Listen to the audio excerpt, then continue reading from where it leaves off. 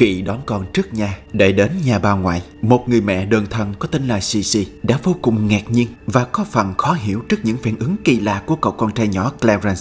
Lúc bấy giờ thằng bé đang hồn nhiên mở cửa bước ra thì chiếc camera trước nhà đã ghi lại được những diễn biến kỳ lạ này.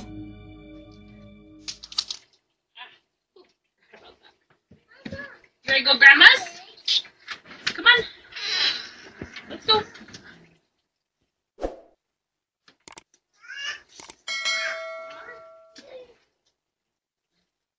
I want you.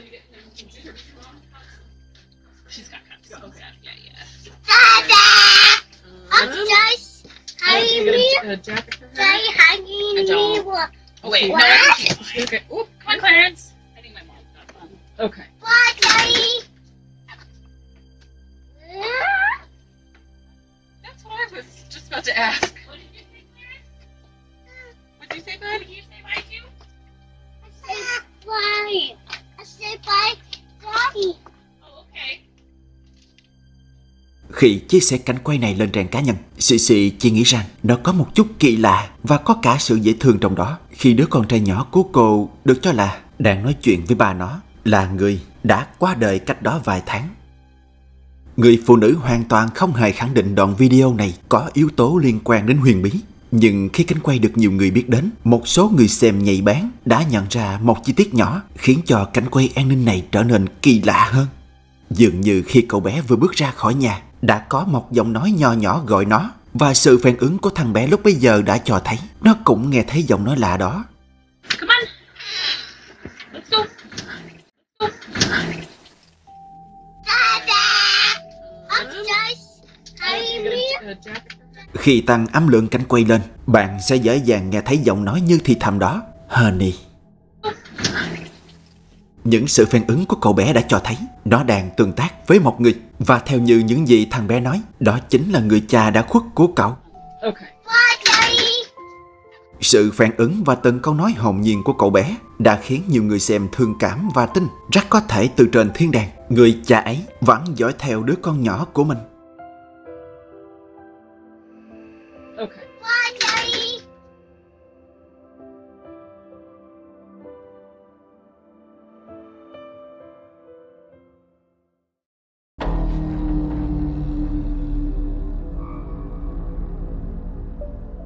Sau khi chạm trán với những điều dị thường trong nhà, một người phụ nữ có tên là Brick đã phải bỏ chạy ra ngoài để lấy lại sự bình tĩnh. So, I'm recording this just in the off chance that no one believes me. Maybe I can catch it. And by the way, I have a freaking cemetery in my front yard, which probably doesn't help my cause. But I was just inside, I'm by myself with my dog.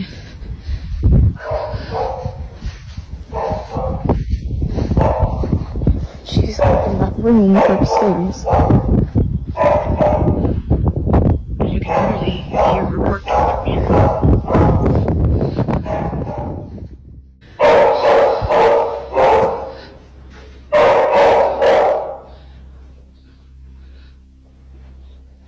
Josie? Josie?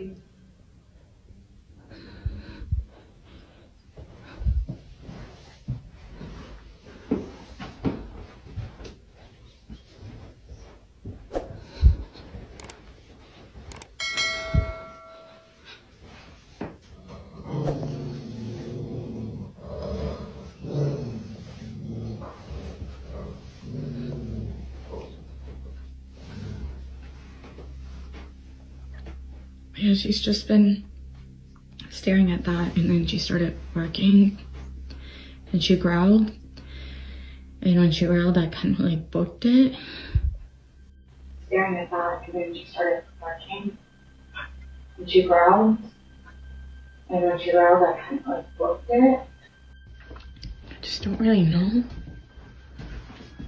what she's staring at, because again, like, this is usually how she looks when she's waiting for me to come in, and I'm just like,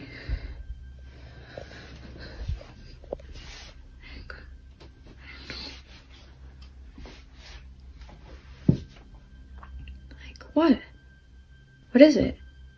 Lúc bấy giờ không rõ con chó đã nhìn thấy gì trong tủ quần áo khiến nó tập trung đến mức như vậy. Mặc dù bên trong tủ, ngoài vài bộ quần áo, bên trong không còn gì khác. Nhưng khi nhìn vào thái độ của Josie, nó khiến cho người ta có cảm giác đang có một thứ gì đó ở trong tủ, nhưng bằng mắt thường không thể thấy. Cô ấy cho biết thêm, trước đó con chó cũng đã nhìn giống như vậy và nó còn sủa lên rất dữ dội. Đó cũng là lý do khiến cô sợ hãi bỏ chạy ra khỏi nhà. Nhưng điều khiến cho nhiều người chú ý là khu nghĩa trang trước nhà Brick, và thỉnh thoảng con chó cũng tìm đến khu nghĩa trang này, đứng lặng yên và nhìn chăm chăm về một hướng, giống như cách nó nhìn vào cái tủ quần áo vậy. Josie.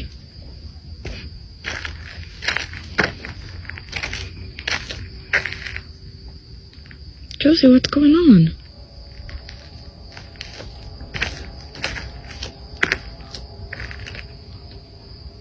Vì điều kỳ lạ không thay giải thích này mà cô gái đoán rằng khu nghĩa trang có thể có liên quan đến những hành vi kỳ lạ của Josie, như thể nó đã nhìn thấy điều gì đó mà mắt con người không thể thấy. Nhưng sau đó mọi chuyện trở nên đáng sợ hơn khi Brick nhắc đến một chi tiết cụ thể về khu nghĩa trang. So a lot of you guys have also been asking questions about the graveyard. Yes, we do indeed have a graveyard on this property. So this was my grandparents' ranch. It was their wish to be buried right here, just where they were. Before they passed away, they buried all of their cats right here where you see the little crosses, and they were all very loved and they lived for very long. So that's really all that there's to it, but things have been quite strange lately. Like for some reason, cows just like come to this area sometimes and like surround it, because we during the day we leave that gate open. Như cô ấy đã đề cập đến, những con bò cũng tìm đến khu nghĩa trang nhỏ của gia đình cô, và cũng có những cử chỉ kỳ lạ giống như con chó Josie. Điều bạn cần biết là bên trong trang trại của Brick chỉ có nuôi ngựa, còn những con bò này không phải của cô ấy. Chúng ở trang trại bên cạnh và đã tìm đến bao quanh khu nghĩa trang nhỏ như thế. See, this is what I'm talking about. They literally just come and hang out here all the time now. It's a newer development.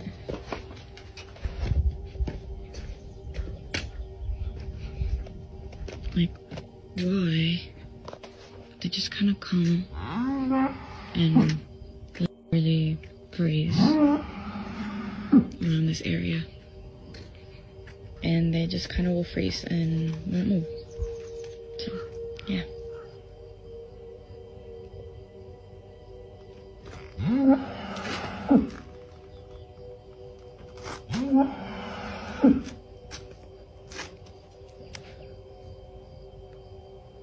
Nếu những cử chỉ lạ của Josie vẫn chưa đủ thuyết phục rằng khu nghĩa trang đó có vấn đề, thì những con bò này có thể sẽ thay đổi được suy nghĩ của nhiều người. Brick cho biết sự kiện kỳ lạ thu hút những con bò chỉ vừa xảy ra gần đây, nên cô đã cố gắng ghi lại những lần đàn bò bao quanh khu nghĩa trang nhỏ để phòng trường hợp khi chúng không đến nữa, cô sẽ có được những bằng chứng thực này. Nhưng vào một đêm nọ, mọi chuyện kỳ lạ đã vượt quá sức tưởng tượng của Brick. Lúc bấy giờ khi cô đi ra nhận hàng giao tận nơi, đến khi cô quay vào nhà, camera bên trong đã bắt được một sự kiện.